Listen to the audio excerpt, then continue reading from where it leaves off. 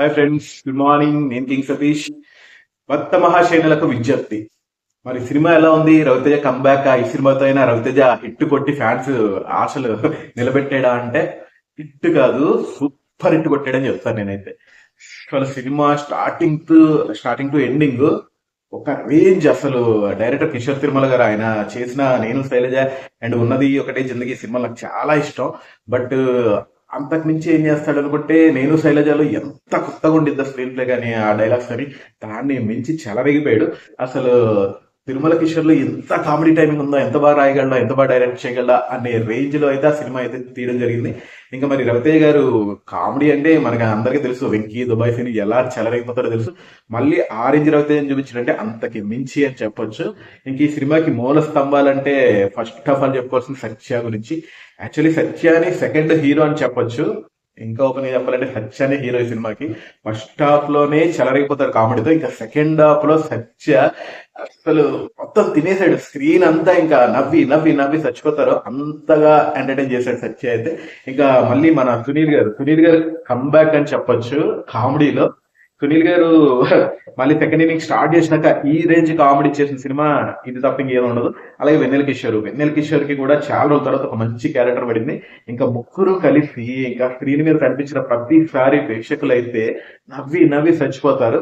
ఇంకా story point లోకి వెళ్తే స్టోరీ చాలా సింపుల్ స్టోరీ. ఇది రామ్ అండ్ బాలమణి వాళ్ళిద్దరు లవ్ స్టోరీ. అండ్ లవ్ అయిపోయిన తర్వాత వాళ్ళిద్దరికి పెళ్లి అయిపోయిన తర్వాత అనుకోకుండా ఒక పని మీద ఫారెన్ వెళ్ళాల్సి వచ్చింది హీరో రవితేజ. సో అక్కడ ఆశిక రంగనాథ్ ఇంకో హీరోయిన్ పరిచయం అయింది. సో వాళ్ళిద్దరు పరిచయం ఎంత దూరం తీసుకెళ్ళింది, వాళ్ళిద్దరు రిలేషన్షిప్ ఎక్కడి వరకు వెళ్ళింది, మళ్ళీ ఆ విషయం తన వైఫ్ కి రవితేజ వైఫ్ కి తెలిసిందా, తెలిస్తే వీళ్ళిద్దరి మధ్యన ఎలా నలిగిపోయాడు, ఎలా బయటపడ్డాడు అనే సిచ్యువేషనల్ కామెడీ ఉండేది కదా, అదే ఈ సినిమా.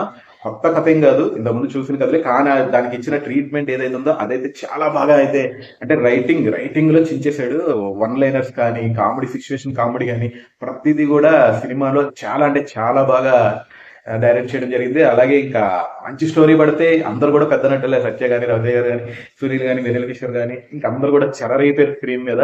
ఇంకా పాటలు అయితే 2 పాటలు అయితే సూపర్గా ఉన్నాయి. ఒక పాట మాత్రం డీజే బిగ్ సాంగ్ ఒకటి ఉంది, అది మాత్రం సెకండ్ హాఫ్ లో బాగా ఎంజాయ్ చేశారు ఆడియన్స్.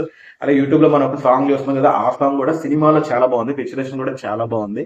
సో ఫైనల్ గా రవితేజ కంబ్యాక్ అంటే కంబ్యాక్ కాదు, అంతకు మించి సూపర్ డూపర్ హిట్ కొట్టిన సినిమా అని చెప్పొచ్చు. ఈ సంక్రాంతికి ఇప్పటి వరకు 3 సినిమాలు వచ్చినాయి, రాజాసాబు, మనశంకర్ వరప్రసాద్ గారు, భక్త మహాశివులకు. సో ఈ మూడిట్లో ఏది బెస్ట్ బ్రో అంటే ఇప్పటి వరకు నేను చేసిన వాటిలో రవితేజ గారి దగ్గర సూపర్ డూపర్ ఎంటర్టైనర్ అని చెప్తాను. అంత బాగా అంత హిలేరియస్ గా ఉంది. ఎందుకంటే మూవీ స్టార్ట్ అవడమే కామెడీతో స్టార్ట్ అయింది. ఫస్ట్ హాఫ్ లోనే కడుపుబ్బ నవ్విచ్చేస్తాడు. ఫస్ట్ హాఫ్ లో ఇంత కామెడీ పెట్టిన తర్వాత సెకండ్ హాఫ్ స్టోరీ కూడా ఇద్దరు ఆడల మధ్య ఇరిక్కిపోయాడు కాబట్టి మళ్ళీ సెంటిమెంట్, మళ్ళీ డల్ ఎమోషన్ ఆ రకంగా మనం రైడ్ చేస్తాడేమో అని అనుకుంటాం. బట్ అదంతా పక్కన పెట్టేది ఫస్ట్ హాఫ్ కి డబ్బల్ త్రిబుల్ కామెడీ సెకండ్ హాఫ్ లో పెట్టాడు. ఇంకా లాస్ట్ 20 నిమిషాల సినిమా వరకు కూడా నాన్ స్టాప్ గా నవ్వుతూనే ఉంటాం. సో అంత బాగుంది. ఇక క్లైమాక్స్ విషయంలో నాకు కొంచెం వీక్ అనిపించింది. ఎందుకంటే ఇంకా క్లైమాక్స్ సినిమా ఏదో ఎండ్ చేయాలి కాబట్టి వాళ్ళని కన్విన్స్ చేసేసి కలపాలి అన్నట్టుగా తీస్తారు. నిన్న చూసిన శంకర్ వరప్రసాద్ కూడా అంతే, నయనతార గారు అప్పటి వరకు హీట్ చేసిన చిరంజీవి గారిని సడన్ గా ఫైట్ అవ్వగానే వచ్చేసి కలిసిపోతారు. ఇందులో కూడా కొంచెం అలా అనిపించింది. అలా కాకుండా ఇంకొంచెం కన్విన్స్ గా క్లైమాక్స్ పెట్టుంటే ఇంకా అదిరిపోయేది. సో బీమ్స్ బ్యాక్గ్రౌండ్ మ్యూజిక్ అయితే చెలరేగిపోయాడు. ఆ కామెడీ సీన్స్ కి తగ్గట్టుగా చాలా బాగా కొట్టాడు ఆయన. అండ్ ప్రొడక్షన్ వాల్యూస్ అంటే కొంచెం మీడియం బడ్జెట్ కాబట్టి సోసోగా ఉన్నాయి. సో రవితేజ గారి నుంచి కోరుకుంటుంది ఇలాంటి ఎంటర్టైన్మెంట్. ఆయన కామెడీ టైం చాలా అంటే చాలా మిస్ అవుతున్నారు. మధ్యలో మాస్ జాతర అవి ఇవి ట్రై చేసినా కూడా అందులో యాక్షన్ ఎక్కువ ఉండేది కానీ కామెడీ ఉందని పండలేదు. బట్ మిస్టర్ బచ్చన్ అందులో కూడా కామెడీ ట్రై చేశాడు కానీ అది కూడా వర్కౌట్ కాలేదు. కానీ ఈ సినిమా రవితేజ గారి ఫ్యాన్స్ కి, అలాగే ఫ్యామిలీ ఆడియన్స్ కి, సినిమా ఆడియన్స్ కి అయితే ఫుల్ పండగ ఫెస్టివల్ ఎంటర్టైనర్. సో డెఫినెట్ గా ఇప్పటి వరకు వచ్చిన సినిమాలో ది బెస్ట్ అయితే నేను చెప్తాను. నెక్స్ట్ మన అనగనగా ఒక రాజు గారు రాబోతున్నారు, ఆ సినిమా కూడా దీన్ని మించి ఉండిద్దని నేను కోరుకుంటున్నాను. అలాగే శర్వణ సినిమా వస్తుంది, ఆ సినిమా కూడా బెస్ట్ గా ఆడాలని కోరుకుందాం. బట్ రవితేజ ఒకప్పుడు నాకు తెలిసి కృష్ణ సినిమా సంక్రాంతికి వచ్చింది, ఆ సినిమా చూసి మేము చాలా ఎంటర్టైన్ అయ్యాం, చాలా హ్యాపీ ఫీల్ అయ్యాం. మళ్ళీ దాన్ని మించిన హిట్ ఈ సినిమాతో కొట్టేశాడు. సో రవితేజ గారి ఫ్యాన్స్ అలాగే ఫ్యామిలీ ఆడియన్స్ అందరూ వెళ్ళి సినిమా చూడండి. సినిమాలో ఎక్కడ డబుల్ మీనింగ్ కానీ, ఓవర్ ఎక్స్పోజింగ్ కానీ ఎక్కడ లేదు. హ్యాపీగా ఫ్యామిలీ అందరూ వెళ్ళి ఎంజాయ్ చేసి రావచ్చు. సో ప్రస్తుతానికి అయితే పండగ విన్నర్ రవితేజ గారి భక్త మహాశైలకు విజ్ఞప్తి.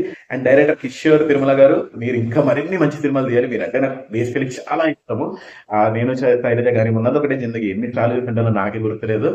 సో మళ్ళీ మీరు కంబ్యాక్ ఇవ్వడం, ఇంత బాగా ఎంటర్టైన్ చేయడం నిజంగా నాకు మీ అభిమానిగా చాలా చాలా హ్యాపీగా ఉంది. సో అది మ్యాటర్. వీడియో నచ్చితే లైక్ చేయండి, షేర్ చేయండి, కామెంట్ చేయండి. Thank you for watching. తెలుసు కదా, నేను కింగ్ సతీష్. ఉంటా మరి. బాయ్.